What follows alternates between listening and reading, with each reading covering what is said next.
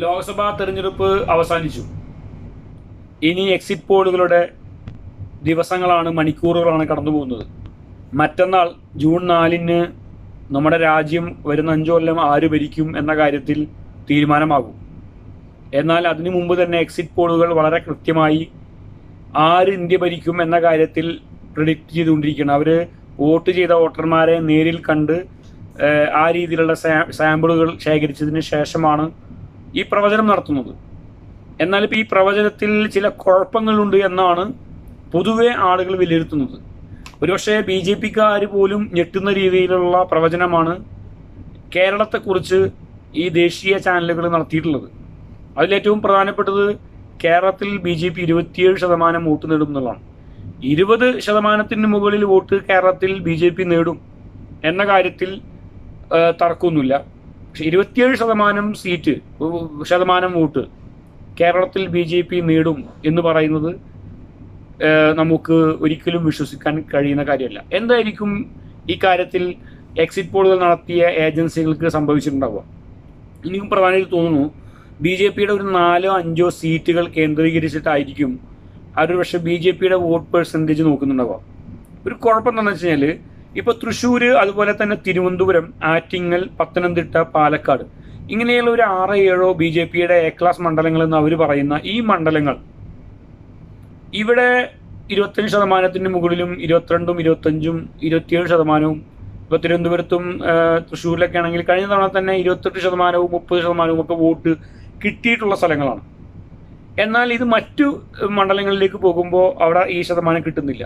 അപ്പോൾ കേരളത്തിലെ മൊത്തം വോട്ടിംഗ് ശതമാനം പരിശോധിക്കുമ്പോൾ ഒരുപക്ഷെ BJPക്ക് 20-ൽ താഴെ മാത്രമേ വോട്ടിംഗ് പെർസെൻറ്റേജ് ഉണ്ടാവുകയുള്ളൂ. അപ്പോൾ അത് എക്സിറ്റ് പോളുകൾ ഒരുപക്ഷെ എന്ത് ചെയ്തിട്ടുണ്ടാവും?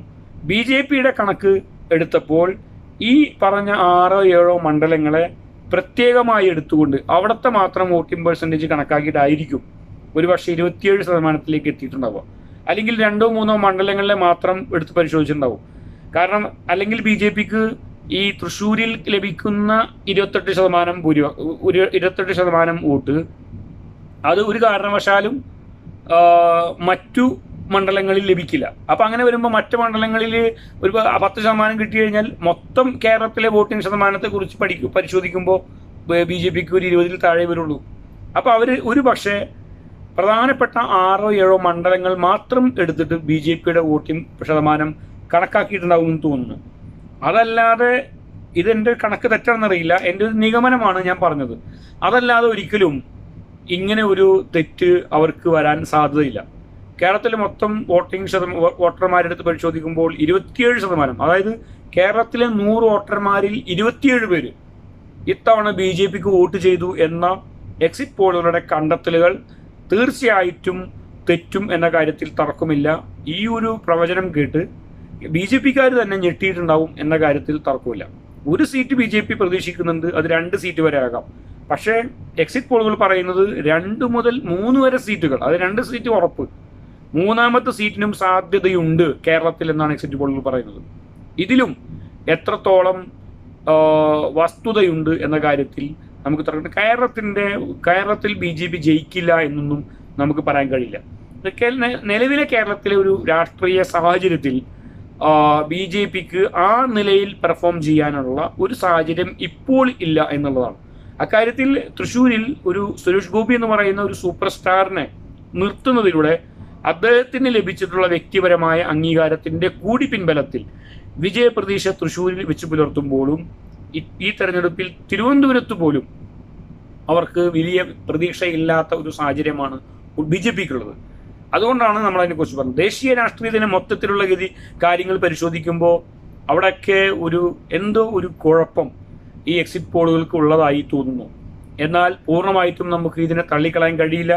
2019-ലും ഇപ്പോൾ ഇന്ത്യ ടുഡേ, ആക്സിസ് മൈ ഇന്ത്യയുടെ കഴിഞ്ഞ തവണത്തെ 2019-ലെ എക്സിറ്റ് പോൾ കറക്റ്റായിരുന്നു. അവരാണ് ഏറ്റവും കൂടുതൽ BJPയുടെ വലിയ മുന്നേറ്റം പ്രവചിച്ച ഒരു ചാനൽ. ഇത്തവണയും അവർ ഏറെക്കുറെ ആ നിലയിൽ തന്നെയാണ് അവസാനിപ്പിക്കുന്നത്. എന്നാൽ പലയിടങ്ങളിലും BJPക്ക് തിരിച്ചടിയും ഈ ചാനലുകൾ പ്രതീക്ഷിക്കുന്നു, ഈ പറഞ്ഞ ഇന്ത്യ ടുഡേ പ്രവചിക്കുന്നുണ്ട്. അതിൽ പ്രധാനപ്പെട്ടത് ബീഹാറാണ്. ബീഹാറിൽ ഏറെക്കുറെ 10-15 സീറ്റുകളുടെ കുറവ് മൊത്തം എടുത്ത് പരിശോധിക്കുമ്പോഴുണ്ട്. 13 സീറ്റിലേക്ക് വരെ BJP അവിടെ താഴുമ്പോൾ 7 സീറ്റുകളിലേക്കും 8 സീറ്റുകളിലേക്കും JDU താഴുന്നു. LJPക്ക് ലഭിക്കുന്ന 4 അടക്കം 25 സീറ്റുകളാണ് BJPക്ക് അവിടെ എക്സിറ്റ് പ്രവചിക്കുന്നത്. എന്നാൽ അവിടെ ഒരു സീറ്റ് പോലും ഇല്ലാത്ത RJDയും കോൺഗ്രസും ഒക്കെ അവിടെ സീറ്റുകൾ കൂട്ടുന്ന കാഴ്ച കാണുന്നു. അതുപോലെ രാജസ്ഥാനിൽ സീറ്റുകൾ കൂടുന്നു, ഹരിയാനയിൽ കോൺഗ്രസിന് സീറ്റുകൾ കൂടുന്നു, അതുപോലെ തന്നെ ജാർഖണ്ഡിലും ആസാമിലുമൊക്കെ സീറ്റുകൾ നിലനിർത്തുകയോ കൂടുകയോ ചെയ്യുന്നു. അപ്പോൾ ഈ ഘട്ടത്തിൽ നോർത്ത് ഇന്ത്യയിൽ കോൺഗ്രസിന് വലിയ തിരിച്ചടി നോർത്ത് ഇന്ത്യയിൽ കാണുന്നില്ല. കാരണം കോൺഗ്രസിന് ലഭിച്ച ഏറ്റവും വലിയ തിരിച്ചടി കഴിഞ്ഞ തവണയായിരുന്നു. ഇത്തവണ ആ തിരിച്ചടി കാണുന്നില്ല. പിന്നെ എങ്ങനെയാണ് ഈ നിലയിലുള്ള ഒരു എക്സിറ്റ് പോൾ വരുന്നത്? ഇപ്പം കർണാടകയിലും അതുപോലെ തന്നെ തമിഴ്നാട്ടിലും കേരളത്തിലും തെലുങ്കാനയിലും ആന്ധ്രയിലും ഒറീസയിലുമൊക്കെ BJP വലിയ മുന്നേറ്റം നടത്തും, അല്ലെങ്കിൽ BJPയുടെ സഖ്യകക്ഷികൾ മുന്നേറ്റം നടത്തുമെന്ന് പറയുന്നത്. ഓക്കെ, അതിൽ ഒറീസയിൽ വലിയ പ്രതീക്ഷ കാണുന്നുണ്ട്, ചില പ്രതീക്ഷകളുണ്ട്. പക്ഷെ അവിടെ പോലും BJD വളരെ ശക്തമായ സാന്നിധ്യമായി നിലനിൽക്കുന്നുണ്ട്, BJPക്ക് വെല്ലുവിളി ഉയർത്തുന്നുണ്ട്. അതുപോലെ ആന്ധ്രാപ്രദേശിൽ YSR വെല്ലുവിളി ഉയർത്തുന്നുണ്ട്, തെലുങ്കാനയിലും കർണാടകയിലും കോൺഗ്രസ് വെല്ലുവിളി ഉയർത്തുന്നുണ്ട്, തമിഴ്നാട്ടിലും കേരളത്തിലും പ്രത്യേകം പറയേണ്ടതില്ല. പിന്നെ എങ്ങനെയാണ് ഈ എക്സിറ്റ് പോളുകൾ പറയുന്ന അവർക്ക് നോർത്ത് ഇന്ത്യയിൽ BJPക്ക് ഉണ്ടാവുന്ന ഈ തിരിച്ചടി, അതിനെ മറികടക്കാൻ കഴിയുന്ന ഒരു വോട്ടിംഗ് അല്ലെങ്കിൽ സീറ്റുകളുടെ എണ്ണം പശ്ചിമ ബംഗാളിൽ നിന്നും ഒറീസയിൽ നിന്നും കൂട്ടിയെടുക്കാൻ കഴിഞ്ഞാൽ പോലും കഴിഞ്ഞ തവണത്തെ സീറ്റിലേക്കാണ് എത്താൻ പാടുള്ളൂ. പക്ഷെ ഇത്തവണ അതിലേക്കാൾ വലിയ ഭൂരിപക്ഷം ഈ ചാനലുകൾ പറയുമ്പോൾ, എല്ലാ ചാനലുകളും പറയുന്നതിന് വളരെ പ്രത്യേകം ശ്രദ്ധിച്ചാൽ മനസ്സിലാവും, ഒരു പ്രീ പ്ലാൻഡ് ആയിട്ടുള്ള ഒരു എക്സിറ്റ് പോൾ പോലെ നമുക്ക് തോന്നും. ഒരേ സംഖ്യയാണ് എല്ലാവരും പുറത്തുവിട്ടിരിക്കുന്നത്. അപ്പോൾ ഈ ഘട്ടത്തിൽ കേരളത്തിലെ 27% കൂടി നമ്മൾ കണക്കാക്കുമ്പോൾ ഇത്തവണത്തെ എക്സിറ്റ് പോളുകൾക്ക് എന്തോ ഒരു കുഴപ്പമുണ്ട് എന്ന കാര്യത്തിൽ ഒരു തർക്കമില്ല. ഒരു കാര്യം ഉറപ്പാണ്, BJPയുടെ ഒരു ഗവൺമെൻറ് തന്നെ, ഞാൻ ഇതിനു മുമ്പ് ഒരു വീഡിയോ ചെയ്തിരുന്നു, അതിൽ ഇന്ത്യ മുന്നണിക്ക് ഞാൻ മാക്സിമം കൊടുത്തിരുന്ന സീറ്റ് 212 സീറ്റാണ്.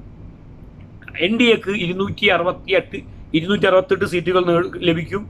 പിന്നെ അവർക്ക് YSRനെയും ഒക്കെ വെച്ച് വളരെ ഈസി ആയിട്ട് സ്വതന്ത്രം വെച്ചിട്ട് അവർക്ക് ഭരിക്കാൻ കഴിയും. ഒരു 300-നടുത്ത് പാർലമെന്റിൽ ഭൂരിപക്ഷം തെളിയിക്കാൻ BJPക്ക് ഒരു ബുദ്ധിമുട്ടും ഈ തെരഞ്ഞെടുപ്പ് ഉണ്ടാവില്ല എന്നുള്ളത് മുമ്പ് തന്നെ സൂചിപ്പിച്ച കാര്യമാണ്. എന്നാൽ ഇപ്പോൾ പുറത്തു വരുന്ന വിവരങ്ങൾ പ്രകാരം വലിയ നേട്ടം BJPക്ക് ഉണ്ടാവുമെന്ന് പറയുന്നു.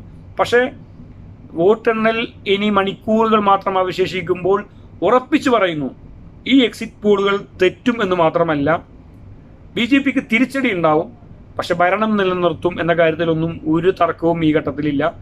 കോൺഗ്രസും ഇന്ത്യ മുന്നണിയും അവരുടെ നില മെച്ചപ്പെടുത്തി ശക്തമായ പ്രതിപക്ഷമായി രാജ്യത്ത് നിലനിൽക്കും എന്ന കാര്യത്തിൽ ഒരു തർക്കവുമില്ല. ഏതായാലും നമുക്കിനി മണിക്കൂറുകൾ മാത്രമാണ് അതിന് അവശേഷിക്കുന്നത്.